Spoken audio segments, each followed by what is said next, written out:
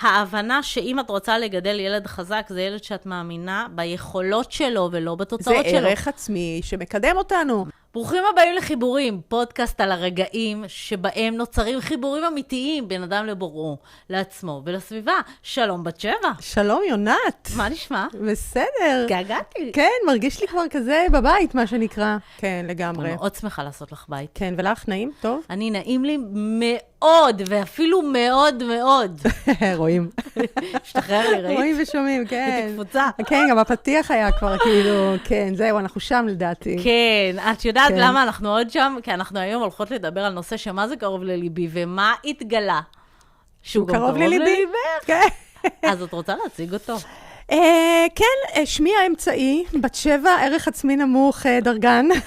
נעים מאוד, יונת, ערך עצמי נמוך לשעבר, קפלן, אולי גם הקפלן תכף יהיה לשעבר, לא יודעים. כן, כן, אנחנו עוקבים. סליחה, זה לא הנושא של הפודקאסט. הנושא שלנו זה ערך עצמי. אהבתי שאת אומרת לשעבר, אני אומרת, אל תנפנפי בנוצות, כי אם יש משהו שהערך עצמי הנמוך אוהב, זה שאנחנו מנפנפים בנוצות, והוא אומר, טוב, היא לא בקשב. נכון, אני יכול להשתלט שוב. אני יכול, כן. אני כל הזמן אומרת, אז אני אחדד, ואת אומרת פה משהו נכון, אין לשעברים. אנחנו לא בכבישת שטחים. על כלום. אנחנו בכל יום להיום ומהיום. חד משמעי. אבל כן להגיד שלפעמים, תראי, אולי נצלול כבר לתוך העניין, בסדר? לא צריך לעשות... כן. כשאתה, לדוגמה, אחד מהתסמינים של ערך עצמי נמוך, זה חוסר יכולת להציב גבול, נכון? נכון. להציב גבולות.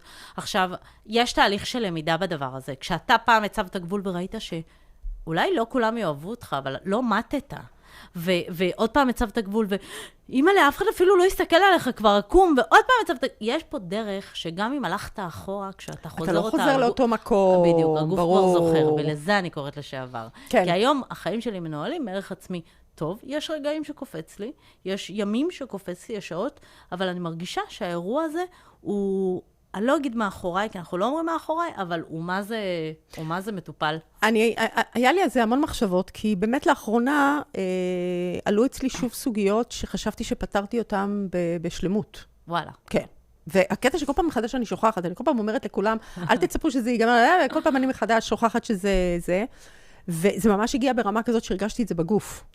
עמדתי באמת באיזשהו צומת שחוויתי אותה, היא לא באמת, אבל חוויתי אותה כהישרדותית. בכלל, הערך העצמי שלנו יושב ממש על עניין ההישרדות. תסבירי. הרי מה זה ערך עצמי? ערך עצמי זה מה המסוגלות שלי, ובכמה אני מתמחרת את עצמי. בעצם, מה השווי שלי? ולא מדובר על כסף. לא בהכרח כסף, לא בהכרח. זה יכול להיות, בעבודה זה יהיה בכסף, בשידוכים זה יהיה מי הבן אדם שאני פגש איתו, את מי יציעו לי, אבל גם בזוגיות, ישמעו את הקול שלי, לא ישמעו את הקול שלי, יקשיבו לי, לא יקשיבו לי, זה יכול להיות גם בעבודה בלי קשר לכסף. מה המעמד שלי פה? הכניסו מישהו חדש, אז רגע, מה הערך שלי עכשיו? כשאף אחד אחר לא היה, אז ידעתי מה הערך שלי. הערך שלי הוא גם מסתדר בכמה צריכים אותי. כן. כמה העולם צריך אותי? מה השווי שלי? ואני חוויתי את זה כמשהו שבא למדוד מחדש את הערך שלי. כבר הייתי בטוחה שהערך שלי ברור, וכמה אני מכניסה כסף ברור, ומה אני עושה ברור, ופתאום הכל שם, פתאום נכנסה לה בצעדי ריקוד, הסימן שאלה. בואי תוכיחי. אני הרגשתי שאני צריכה שוב להוכיח, שאני צריכה שוב להצדיק. שזה מוטל בספק, זה לא ערך עצמי מוחלט. נכון. ביחס לעצמו, ובסדר, התפאורה משתנה. חד משמעי. אני יכולה להגיד על עצמי שאני, לקח לי כמה ימים להבין שאני נמצאת שם במקום הזה, עד שפתאום הרגשתי את זה בגב. וואו. ואז אמרתי, אוקיי. רגע, אבל אני רוצה להגיד שלהרגיש בגוף, זה רמה מאוד גבוהה. זה אצלי. כן, החיבור שלי לגוף הוא, מצד אחד אנחנו שנים ברוגז, לא מדברים אחד עם השני. בעיקר לא מדברים אחד עם השני, שאני אומרת לו, אתה תעשה מה שאני אומרת ותסתום. זה בערך המערכת יחסים. הוא לא סותם, אבל הוא פתאום למדתי שהוא מדבר איתי. הוא ממש מדבר איתי. לרוב אני מרגישה את החוסר חיבור שלי לעצמי, למה עובר עליי דרך הגוף. את יודעת משהו מדהים שקרה לי עם הדבר הזה? אני פעם הייתי חולה המון בסטרפטוקוק, ברמה שאם היה לי אירוע מהמשרד, הבוס שלי לשעבר, שאת מכירה אותו, היה אומר, רגע, מתי זה השלב שאת קורסת? יש אירוע שבוע הבא של לקוח מאוד גדול, מתי זה השלב שאת קורסת? עכשיו, זה אירוע עם עיתונאים והרבה לחץ, וזה באמת הייתי עושה הכל שהכל יקרה, ואז קורסת. זה היה כזאת בדיחה. ואז היה איזה שלב שהמטפלת שלי הייתה אומרת לי, יונת, רגע, יש חנוכה, תמיד היית חולה בחנוכה, ואתה יודעת, מה? למה את מנהלת לי יומן? איך את זוכרת? אני לא זוכרת. קיצור, כולם זכו חוץ ממני, כן, את חשה מוחלטת. 3 פעמים בשנה בערך, הוא היה תוקף אותי ברמה שלא הייתי יכולה להרים ראש מהכרית, ברמה הזאת. חוסר תפקוד, אין לי מי לדבר, שבועיים מושבטת. וכשהתחיל התהליך של ההתחברות לעצמי, הגוף כבר לא היה צריך לצעוק. כן. הוא כבר היה מבין שמישהו פה מנהל והוא לא צריך לשבות. וזה חיבור לגוף, שאני לא ראיתי אותו בכלל, אבל מה זה ריגש אותי כאילו? אני חושבת שפעם ראשונה שאומנם לקחנו קצת הצידה מהערך העצמי, אבל נסיים פה ונחזור לערך העצמי, אבל אפרופו העניין הזה של... את מאוד מפוקסת, זה מבהיל אותי, כן. כן, אני משתדלת להיות מפוקסת, אבל אני די בורחת. אוקיי. אני זוכרת שאת הבומבה הכי גדולה בחיים שלי, שהבנתי שאני את מערכת היחסים שלי עם הגוף שלי, צריכה מהר להחזיר בחזרה לפסים מזה, כי אחרת זה לא ייגמר טוב. זה היה שבאיזושהי תקופה, שהייתה התקופה הכי לא מתאימה דרך אגב, ויש לי כזה קטע לעשות דברים בתקופה הכי לא מתאימה, בלי הקשבה, אפס הקשבה, החלטתי שאני רוצה ללכת להקפיש אומנים. והלכתי לאיזה מישהי, והיא הייתה כל כך בטוחה בעשייה שלה, שהיא אמרה לי, תקשיבי, אם תוך כך וכך זמן, את לא יורדת כך וכך סנטימטרים, אני נותנת לך את הכסף בחזרה. ואמרתי לה, את לא מפחדת? היא אומרת לי, מעולם לא קרה, הכל בסדר, לא לדאוג. את יודעת מי היחידה שקיבלה כסף בחזרה? בבקשה. ואז היא אמרה לי, תקשיבי, הגוף שלך במלחמת עולם מולך, כדאי מאוד שתתאפסי על עצמך, ותעשי פה חשיבה מחודשת. כלומר, שתפסיקי לחייב אותו, להקשיב לך, תתחילי להקשיב לו, אתם ביחד. אתם ביחד. הוא לא נגדך. יש לך מלחמה בבית. שימי לב מה קורה שם. זה אפרופו עניין החיבורים. אז אני הבנתי שאני נכנסתי, כשיש לי משימות, אני נכנסת אליהם דוך, כאילו עכשיו יש משימה ולא מקשיבה, ובאמת עברתי איזשהו עניין עם עצמי, עם העסק שלי, ופתאום הרגשתי את הגב שלי, פתאום קיבלתי דרישת שלום, והבנתי שהערך העצמי שלי שוב על השולחן. זה חיבור מהמם בעיניי. זו מודעות וואו. אפשר היה לשים לב לזה קצת לפני, אבל בסדר. בסדר, אנחנו עוברים תהליך. כן, אנחנו עוברים תהליך. פעם זה היה חודש אחרי שפגענו במישהו, זיהינו את זה, אחר כך שבועיים, אחר כך שבוע, אחר כך יומיים, אחר כך בזמן אמת, אחר כך לפני, אני אגיד, אני לא אעשה את זה, כי זה פוגע. נכון. ובעצם הערך העצמי, הסוגיה שלו זה באמת המקום שלי בעולם. הקטע זה אבל את מה זה מדלגת למתקדמים? כאילו בגלל שאת חיה את העולם של המתקדמים שנייה. אני רוצה שנייה שנסביר. יאללה. את יודעת, אנשים עושים בלבול בין ערך עצמי לביטחון עצמי, כל סלט אחד שלם. בואי תסביר שנייה למתבונן, מהו בעצם ערך עצמי? לא... תראי, ערך עצמי הוא בעצם נשען על שני דברים. המסוגלות שלי. כן. וכמה אני מתמחרת את זה. וזה התפיסה העצמית שלי, את עצמי בעולם. נכון. לעצמי, כלפי עצמי. לא איך אני מוציאה אותה החוצה, כי אני יכולה להגיד לך שאני, בתקופות של ערך עצמי בשפל, הייתי היחצנית מספר 1, יודעת להגיד לך שאני הכי טובה, ואני הכי מוצלחת, והלקוחות שלי תמיד מרוצים, וזה וזה, והיה שם איזה פער, שהלכתי הביתה, הסתכלתי אחורה, כל הזמן אמרתי, תכף הם עולים עליי שזה שקר. אגב, זה לא היה שקר, כן. אבל משהו בתפיסה. בתפיסה. הפנימית שלי אמר לי, תפסיקי להמציא. אז אצלך זה היה לא בתמחור, אלא במסוגלות. יש אנשים שהם נורא ברור להם המסוגלות שלהם, נכון. אז הם לא חושבים שהם משקרים, חזק. אבל יש להם קושי עם התמחור. אני למשל בן אדם בדיוק הפוך ממך. וואו. אני יודעת מה... נקודה.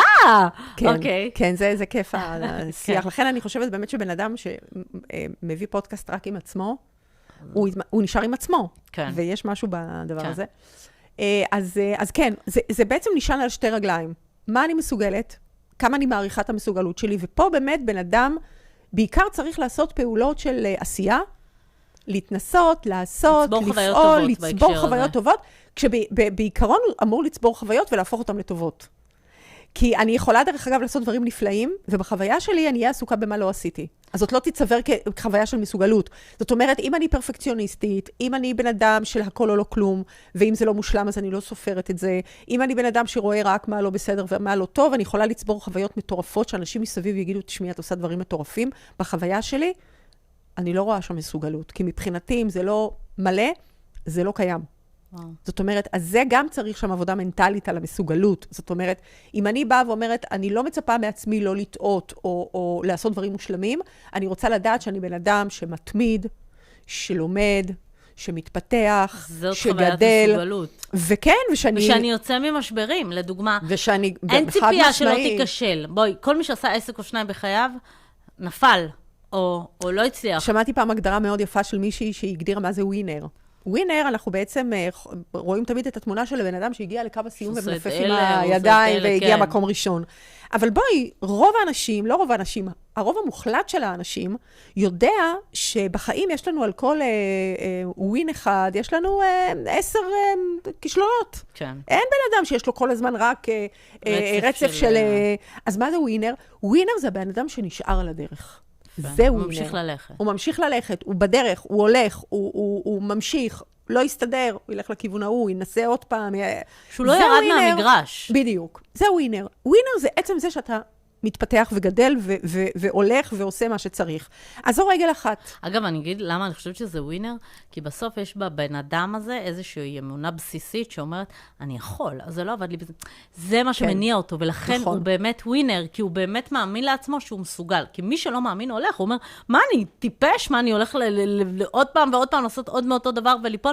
אבל אם אתה אומר, אוקיי, זה כישלון, יש בך בסוף משהו באמת שמאמין שיום אחד זה יצליח. אם אנחנו נכניס פה את השפה של הביטחון בהשם, או בכלל ספר התניא וביטחון בהשם, אז מלכתחילה את יודעת שיש פה חלוקה מאוד ברורה.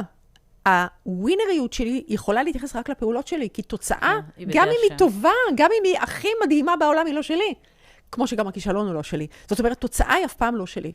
כי יש כל כך הרבה, גם אם אני אסתכל על זה בעיניים טבעיות, בלי לדבר כרגע על אמונה בקדוש ברוך הוא, יש כל כך הרבה משתנים שאין לי עליהם שליטה. אני לא באמת, אי אפשר באמת, הרי בסוף זה שאם אני נגיד רוצה לעשות מחר אירוע, ולא פרצה מחר מלחמה, בעזרת השם ולא תפרוץ מלחמה, והאירוע שלי הצליח, לעומת בן אדם שבשישי לאוקטובר היה אמור לצאת בשביעי לאוקטובר עם אירוע, זה פשוט כי הם לא ידעו לחזות את העתיד. אבל ההצלחה פה, הכישלון פה, לא קשור לבן אדם עצמו. יש כל כך הרבה משתנים שאין לי עליהם בכלל שליטה. ולכן התוצאה לעולם לא יכולה להירשם על שמי. לא, איך אומרים? לא בטוב ולא במוטב. בשום צורה שהיא. ולהעריך את עצמי על סמך הפעולות שלי, זה בדיוק מה שאנחנו מדברות עליו. הדבר היחיד שאני מתעסקת עליו. אז זה כל כך לא מה שמחנכים היום. מה אתה מעודד ילד על 100? לכן מה שחשוב זה הערות. את יודעת שהתפרסם עכשיו בדיוק ברשתות איזשהו מבחן שילד עשה וקיבל 60, אבל עם איזושהי מגילה שלמה שהמורה כתב לו. כן. זה. עזוב אותך הציון שקיבלת. לא, גם, לא רק כי אנחנו לא בציונים ואתה בסדר גם ב-70, לא זה. ההבנה שאם את רוצה לגדל ילד חזק, זה ילד שאת מאמינה ביכולות שלו ולא בתוצאות שלו. זה ערך עצמי שמקדם אותנו. יש ערך עצמי. אם אני נתקעת, גם אם נגיד, את יודעת, יש... עוד מעט נדבר על זה. בואי נגמור. אז יש את ה... את צריכה מדי פעם לזה. יש... אובר מידע. הבחורה סובלת מאובר מידע, שקשה לה לבסט אותו. בסדר, אנחנו כאן להחזיק איתך את זה. הפרעת קשב כזו או אחרת. אוקיי. אז יש לנו את המסוגלות. בסדר, הבנו? ומול זה, יש לי את כמה אני מתמחרת. פה, זה באמת תלוי גם באיזה בית גדלת. אני גדלתי, נגיד, בבית של להיות עשיר, זה טרפה. כי מה? כי הם אנשים לא מוסריים? זה היה הדרך, כנראה, זה היה הדרך להסביר למה אין לנו כסף. אוקיי, יפה. כן, כאילו מה... בית חכם אבל. בית שיצר אג'נדה ממצב. זה לא אנחנו, זה הם. אנחנו יכולים, רק שאנחנו נורא מוסריים וכאלה. לא, חלילה, אני... אבל כן, אני שומעת הרבה אנשים. בכלל, סוגיית הכסף היא...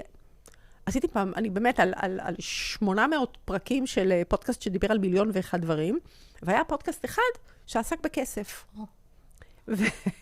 וראיתי שם איזושהי תגובה של אישה שכותבת, כסף, כסף, כסף, כל היום מדברים על כסף. מה הדבר, למה אנשים אין להם בעיה לדבר ימים ולילות על מערכות יחסים, ימים ולילות על אופנה, אבל כשזה מגיע לכסף, פסטנישט. לא מתאים. בואו לא נדבר על אנשים מוסריים, לא מדברים על כסף. אז זה נורא תלוי. אם באת מגישה שנתנה מקום לעניין של כסף, שכסף זה הדבר הכי חשוב בחיים, אני רואה את הצחוקים. לא, אני מקשיבה לך. אז היה לך נורא נורא פשוט לבוא ולבקש כסף, כי לא ראית בזה, הסיפור שלך לא היה בתמחור. הסיפור שלך היה במסוגלות. אצלי לדוגמה, זה לא רלוונטי כמה אני גדלה, זה לא רלוונטי כמה אני... מה שלא... כשזה מגיע לשלב התמחור, הבטן שלי מתהפכת. יש שם סיפור אצלי, ואצל כולנו זה יושב... לכולם אבל יש סיפור, גם לילדי עשירים יש סיפור. כן. לכולם. האמת היא, זה לא כך עניין של עשירים, זה לא עניין של עשירים ועניים. לא, גם אני אומרת, גם זה עניין של מה היו האמונות הרווחות בבית, זאת אומרת, מה התפיסה שלי על כסף. תראי, כסף מפעיל אותנו רגשית. כסף, כיסופין. כסף, כן. אין לי כוח לזה שכל דבר יש לך סימוכין. תראי, אחרת למה שיאמינו לי? חייבים להביא ודיברנו על הסימוכין. נכון. כסף זה כיסופין, זה בעצם, זה גם דרך אגב אומר, אפרופו כשדיברנו פעם קודמת על החיבורים, איפה שיש תשוקה, יהיה גם כסף. כי כסף זה תשוקה. את יודעת, וואי, זה מדהים. זה מדהים, כי השבוע ראיתי מישהו שאמר, מה הבעיה לעשות כסף? הוא באמת אמר את זה והוא האמין לזה, ואני אומרת, כן, תספר את זה לאנשים שאין להם מה לאכול. הוא האמין לזה, הוא לא אמר את זה בקטע מתנשא. כן. והוא אמר שבעצם אתה צריך לעבוד במשהו שאתה כמו משחק בו. שזה גם היתרון היחסי שלך מול השוק. שברגע שאתה עובד במשהו שהוא משחק בשבילך, כמו נגיד שאת הכי אוהבת לשחק, אני לא יודעת מה, את אוהבת קנדי קראש, נכון? סליחה, זה היה חשיפה. לא. ותחשבי שאת מקבלת כסף על לשחק קנדי קראש, או על לאכול את המאכל שאת אוהבת. זה משוגע, אבל שם, בגלל שהתשוקה שלך לא תיגמר לעולם, אתה לא תשחק, אתה תאהב את זה, אתה תקום לזה בבוקר. תבוא גם בלי כסף. אתה תהיה השחקן שמחזיק הכי הרבה זמן במגרש הזה. ואתה תעשה את הכי הרבה כסף, כי תהיה יצירתי. אבל זה בדיוק עניין החיבור, כן. אתה תהיה יצירתי, אתה תהיה חדשני, כי זה מעניין אותך, זה מרתק אותך, אתה רוצה רק לשבת ולחקור את זה כל היום. לכן, אנשים לפעמים אומרים, אבל מה? אבל אני צריכה לשלם חשבונות, איך אני אעבוד במה שאני... מה זה מה שאני אוהבת? ואני רוצה להגיד להם, חבר'ה, אם אתם לא תעבדו במה שאתם לא רוצים לעבוד בו, או מה שאתם לא אוהבים, אתם תהפכו להיות עובדים מאוד גרועים מהר מאוד, או שתצליחו לעבוד על הבוס וזה יחזיק קצת, או שלא, אבל התנובות שלכם יהיו בהתאם, אתם תקמלו, אתם תסבלו, הגוף שלכם משלם מחיר, המשפחה שלכם תשלם מחיר. זה לא פריבילגיה לעבוד במה שאתה אוהב, זה חובה כדי להישאר לטווח ארוך ולהיות עם הזיק הזה בעיניים. זה לגמרי נושא לפודקאסט אחר. נכון. ואני ממש רוצה שאנחנו נדבר עליו, נעשה עליו פודקאסט, אבל כן מה לעשות, תקשיבי. ערך עצמי וכסף. לא, זה גם נוגע בהכל. זה נוגע בהכל, אין מה לעשות, זה חלק מהעניין. אז אולי עכשיו שומעת אותנו מישהי, שהיא לא ממש יודעת מה זה אומר ערך עצמי, אבל באמת שערך עצמי נוגע בכולם. אני רוצה לשאול אותך, אולי ניתן כלים. מה זה אומר בעצם שהערך העצמי שלך זקוק לחיזוק? איך נראית אישה שיש לה ערך עצמי, אולי לא נמוך? תראי, ערך עצמי נמוך, משמעותו, שמי שמחזיק את המפתח, זה מישהו מחוץ אליי. יפה. התוצאה או הפידבק. יפה. זאת אומרת, אם אני משוועת לתגובות, או אם אני לחילופין לא קיבלתי תגובות ואני בקריסה, יש בעיה. הערך העצמי שלי בבעיה. כל עוד אני משאירה את המפתח הזה, כל עוד הערך העצמי שלי תלוי, יקרה לי שני דברים. חרדות אימה ולב, כי בעצם הדבר הכי חשוב בחיים שלי, נמצא אצל מישהו אחר. נמצא בידיים של מישהו אחר. הדבר הבא שיקרה, זה שאני לא אזוז מאזור הנוחות שלי. once גיליתי משהו שעובד לי, אני שם. אני נאחזת, אני ממשיכה לעשות אותו. שלא זה, שאני טובה בזה. בדיוק, כי הרי אני לא שולטת על התוצאה, מישהו אחר שולט על התוצאה. לי אין שום יכולת לשלוט על הדבר הזה, אז הדבר היחיד שאני יכולה לעשות, זה פשוט כל הזמן להמשיך לעשות את אותו דבר. כל עוד אני אעשה את אותו דבר, הסיכוי שאני אמשיך להיות ב100, כי אני ב100, או אני, דרך אגב, זה משחק 0, או אני 100 או אני 0. אין פה צבעי ביניים. הצלחת, ואנשים אמרו לך, תותחית, או שהמציאות אמרה לך תותחית, את ב100, את באורות. עשית משהו וזה לא ממש עבד. זה מוציא אותך מאזור הענווה, ואז את גם לא מתאמצת לחדש ולהמציא. שום דבר. את כל הזמן נמצאת באותו מקום, הפחד לאבד, הוא חונק את ה... וזה לא משנה דרך אגב כמה יש לך, את יכולה להיות מיליונרית, אבל הפחד לאבד, כי את אומרת, איך בסוף הגיע אליי הכסף, אני לא יודעת. זה קרה שם משהו שהוא איזשהו משתנה, שהוא לא ביכולת שלי. אני לא יודעת לשחזר את זה. אם ייקחו לי את הכסף, אני אשאר אני. כי היה שם איזשהו מזל, היה שם איזשהו, כמה דברים שהסתדרו אחד עם השני, אבל... אני לא שייך לזה, אני לא שייכת לזה. אחיזה בזה, ולכן... אז החרדות הן קיומיות בלתי נסבלות. כן. האפשרות עכשיו, יש היום המון המון המון מנטורים והמון גישות שאומרות, אז בסדר, בואי תהיי את האחראית על הערך העצמי שלך. מה תעשי? תקומי כל בוקר, תסתכלי במראה, אני תותחית, אני מדהימה, אני זה, תרקדי, תעשי תנועות, פיטר פן, זה, תעשי זה, את מכירה את כל הזה? זה עובד. כן? זה עובד, זאת אומרת, אם את תקומי בבוקר ותאכילי את עצמך באנרגיה חיובית, ותספרי לעצמך כמה את מטורפת וכמה את מדהימה, ותעשי חגיגה מכל הצלחה שלך, זה כן, זה יביא לך תנועה, זה יביא לך אנרגיה חיובית, אבל בסוף את תהיי מותשת, כי מה שקורה, כמה את יכולה להתלהב אותו דבר על 1,000? את חייבת להגיע ל2,000, את חייבת להגיע ל5,000, את חייבת... יש שם איזשהו משהו שהוא סוחט והוא גומר, גם זה כבר לא עובד. לא עובד. בסוף את אומרת, לא רוצה כבר כלום, תשחררו אותי מהמרוץ הבלתי נסבל הזה. ואז באמת הדרגה האחרונה שלשם אנחנו צריכים לשאוף, זה להיות בפוקוס רק על המאמץ, רק על הפעולה. להניח בצד את התוצאות, זאת עבודה. אבל זה ממש לשבת כל יום, אנחנו גם כשאנחנו נגיד רושמים תודות, על מה אנחנו מודים? על דברים מוגמרים. אנחנו מודים על זה שדברים, או שהקדוש ברוך הוא הביא לנו, תודה על הילד, או שאנחנו הצלחנו. תודה שהצלחתי, תודה שהשגתי, תודה שבסוף קיבלתי, תודה. ואם אני אתחיל להגיד לעצמי, תודה שקמתי, תודה שהרמתי טלפון. תודה שאני מסכימה להתבונן בדבר הזה. כן, תודה שאני עושה פעולות. הדבר היחיד שמגדיר אותי, זה הפעולות שלי, לא התוצאה שלהן, רק הפעולות. עשיתי, העזתי. עכשיו, מה שקורה שם, שאני מאבדת את הפחד לאבד. כן, כי את לא מאבדת כלום, כי פעולות את לא מאבדת, את יכולה לעשות כל היום פעולות. אני יכולה לעשות כל היום, כל הזמן, וההפך, כמה שאני פחות מפחדת, אני מעיזה לעשות פעולות הרבה יותר משמעותיות, הרבה יותר גדולות, הרבה יותר, אני יכולה להיות פתאום הרפתקנית, אני יכולה להעיז, אני יכולה ליזום, אני יכולה... עכשיו, אנחנו, בגלל שאנחנו מכניסים את הבורא לתוך הדבר הזה, אני גם יכולה להיות רגועה שכל תוצאה שתבוא, היא הטובה ביותר עבורי. עכשיו, לא עבור איך קוראים לזה? כן, אין לי מושג, אומרים לי, אני לא מבינה איך אנשים מתחברים לטובתי העליונה. מה זה טובתי העליונה? למה זה אמור להרגיע אותי? כן, יש טובתי העליונה. אלא, בעצם, ראיתי פעם איזשהו שלט שמישהו שם, אני אף פעם לא טועה. או שאני מצליח, או שאני לומד. כל תוצאה שמגיעה אל חיי, גם אם היא התוצאה הגרועה ביותר ever במחשבה שלי, בתפיסה שלי הכי גרועה, היא לא קשורה בכלל לפעולות שעשיתי, היא לא מה שרציתי. היא לא מה שרציתי, היא ההפך ממה שרציתי, היא ביזיון, היא מה שלא תקראי לזה. אם אני אתעקש לראות בטוב, עכשיו, הטוב הוא לא בהכרח נוח, נעים, כיף, הוא מאוד יכול להיות הזדמנות מטורפת לצמיחה. כי הרי, מה שקורה לי כשאני נכשלת או טועה, מעבר לכל הרגשות שיש שם, אני פשוט חכמה יותר. אני יכולה לשים וי על מה לא. אני יכולה לשים, כאילו, אני יוצאת תמיד בן אדם אחר מהמקום הזה, חדש, טוב יותר, נכון יותר.